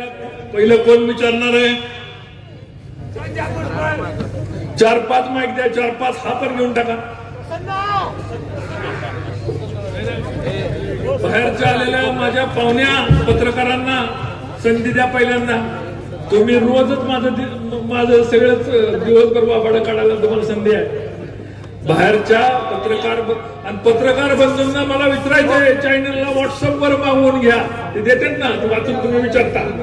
ते सगळं विचारा मला. आज मी या उत्तर द्यायला इथं मोकळा आहे. दादा हे बोलतोय, बोला. सगळं स्टेटमेंट ऐकल्यानंतर पत्रकारांनी प्रश्न मर्यादित स्वरूपातच विचारावे लागतील एवढा आपलं स्टेटमेंट स्वच्छ आहे. परंतु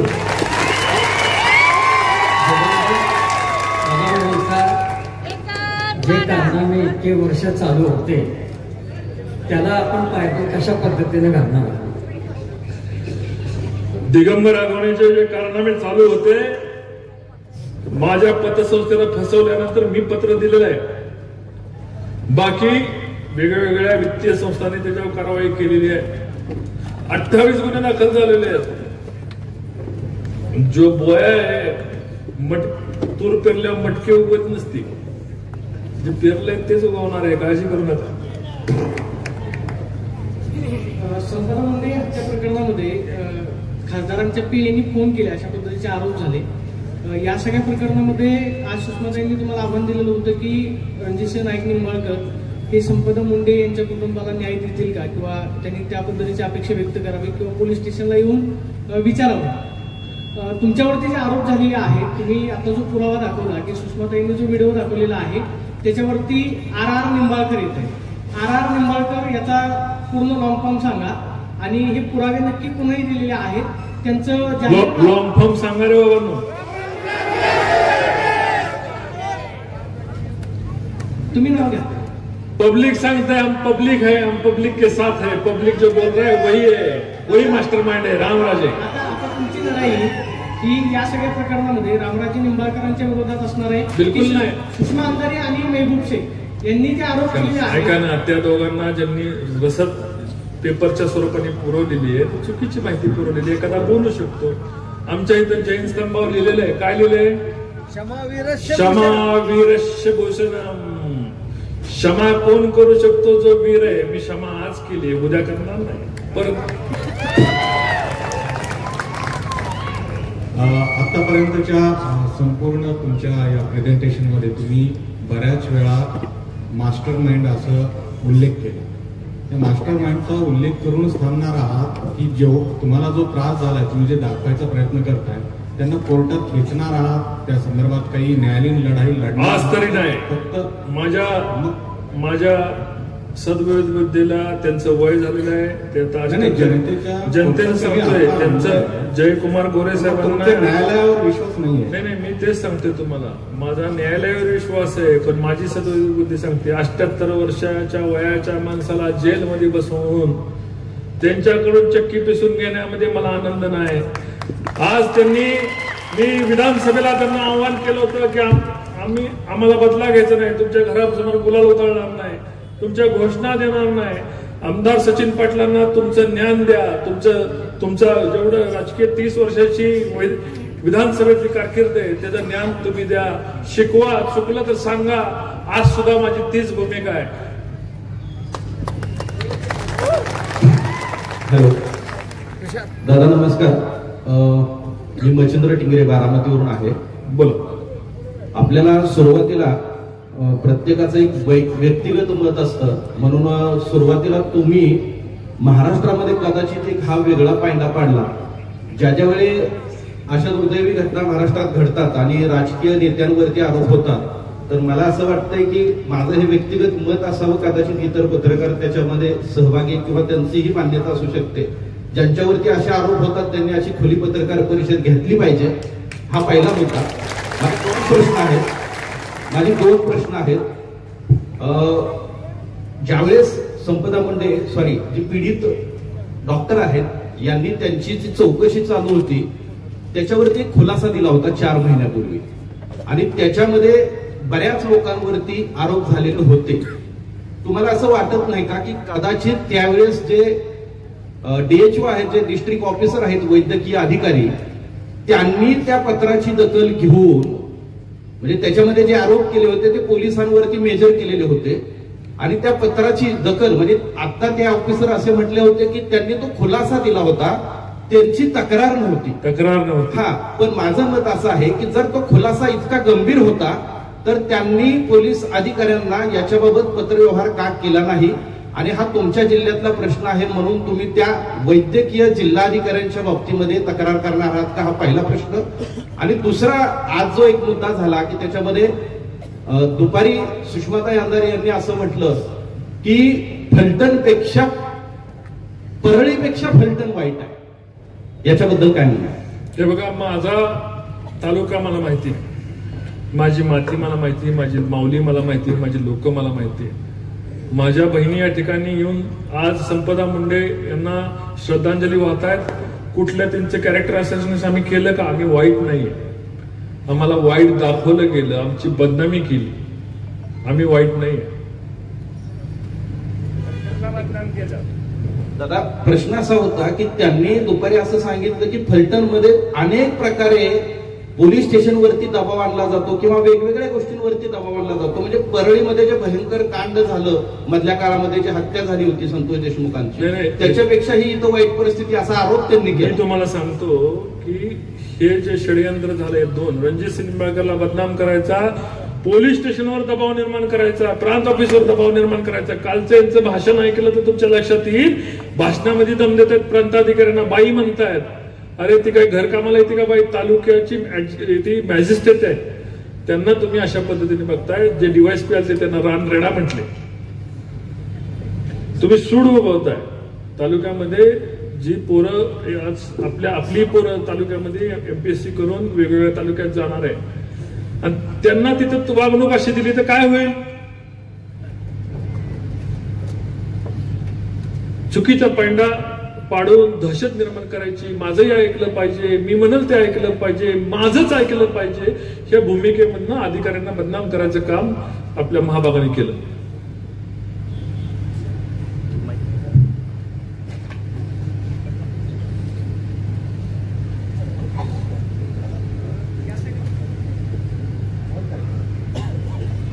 या सगळ्या पत्रकार परिषदेची सुरुवात म्हणून म्हणजे की संपदा मुंडे आत्महत्या प्रकरण आहे.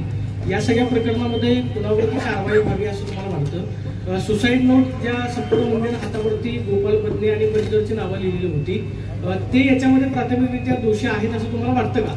एक इथले लोकप्रतिनिधी म्हणून या सगळ्या प्रकरणामध्ये तुम्ही काय लक्ष घालणार आणि कुणावरती कारवाई होईल? लक्ष घालाय ठेवतं माझ्या सगळ्यांचं लक्ष होतं. मी कशाला विचारायला जाऊ तिथे कोण दोषी कोण काय? म्हणजे परत रणजित निंबाळकरनी पोलीस स्टेशनला फोन केला, मी माहिती घेतली नाही. आजच्या पत्रकार परिषदेनंतर माहिती घेतो. दोषी जे कोण त्या पीडितेच्या बाबतीत दोषी असतील त्यांना पीडितेला न्याय मिळाला पाहिजे, ही माझी त्या दिवशीची भूमिका आहे. आजची आणि उद्याची पण तीच असणार आहे.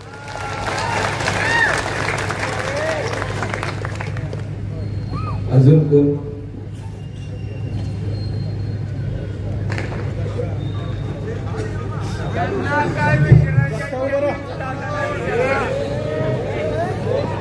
खाली बसामध्ये झटका संपादक श्रीनिवास कदम पाटील आहे. दादा कुठे? कदम पाटील तिकडे. सॉरी, ज्या वेळेला ही घटना घडली, दुर्दैवी घटना, त्या घटनेचा आपण व्हिडिओ केला की जे कोणी दोषी असतील त्यांच्यावर कारवाई करावी आणि त्याच दुसऱ्या दिवशी मुख्यमंत्री आले. दादा, आम्ही अकलूजवरून आलोय, आमच्याही मनामध्ये शंका होती, परंतु तुम्ही ही लाईव्ह पत्रकार परिषद घेऊन खऱ्या अर्थानं तुम्ही या महाराष्ट्राचं राजहंस झालेला आहे. दूध का दूध आणि पाणी का पाणी केलेलं आहे. दादा एक आहे की हे राजकारण आहे. तुम्ही आजपर्यंत जो काही 5 वर्षांमध्ये खऱ्या अर्थानं माढा लोकसभेमध्ये जो विकास केला, खऱ्या अर्थानं हे 2 प्रस्थापित आहेत. आमच्या माळशिरस तालुक्यामध्ये सुद्धा आहेत आणि या फलटण मध्ये सुद्धा आहेत. या दोन्हीच्या छाताडावर बसून आपण विकास केला. याच विकासामुळे त्यांचं सल हलतंय.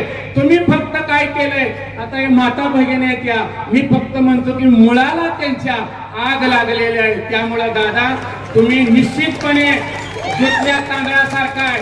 तुमच्यावर जर डाग असता तर तुम्ही जाहीर व्यासपीठावर आला नसता. तुम्ही आला हेच खऱ्या अर्थानं हे तुमचं निश्चितपणे बिगर आरोपाचं आहे. तर मी तुम्हाला या ठिकाणी जाहीर सांगतो की तुमची ही जी भूमिका आहे ती आम्ही निश्चितपणे समाज माध्यमातून मांडू आणि आपलं असंच उत्तरोत्तर कार्य हो. बारामती झटका संपादक श्रीनिवास कदम पाटील. धन्यवाद. पत्रकारांच्या शंका संपलेल्या माझ्या तरुण मित्र तुझ्यासाठी वेगळा दिवस देतो. थांब जरा दादा, एक मिनिट फक्त. एक जय महाराष्ट्र न्यूजचे प्रकाश शिंदे साहेब बोलतात. बरं का, आणि पत्रकारांची माफी मागतो, कारण आम्हाला जर चुकून काय गैरसोय झाली असेल, काय असेल, एवढ्या सगळ्या गर्दीत मला माफ करा ही जाहीर माफी पत्रकारांची. दादा, रामराजेंनी असा आरोप लावलाय तुमच्यावर की राहुल दस जे DYSP होते त्यांना तुम्ही आणलंय आणि त्यांनी जे कारनामे केलेले आहेत त्याच्या मागे तुम्ही आहात. काय सांगायला? आता मी त्या आरोपात, सगळ्याच आरोपाचं मी खंडन केलेलं आहे. त्या माणसाने चांगलं काम केलंय. DYSP राहुल दस यांच्या काळामध्ये अनेक गुन्हे उघडकीस आले आणि जर अशा चांगलं काम करणाऱ्या माणसाला माझ्याशी जोडायचं आणि मग येणाऱ्या नवीन अधिकाऱ्यावर दबाव निर्माण करायचं हे षडयंत्र लक्षात घ्या. म्हणूनच मी लाईट डिटेक्टरची मागणी केली. रामराजेंनी त्या ठिकाणी यावं, मला विचारावं, मला जे प्रश्न विचारले ते खरेच काय हे तुम्ही विचारावं. विचारणार आहे का? मला वाटतं कोणी नाहीये. दादा कन्क्लूडला यायला हरकत नाहीये. माय भवानी आमच्या समोर बसल्यात. परवानगी आहे का कन्क्लूड करायला, म्हणजे संपवायला परवानगी आहे का?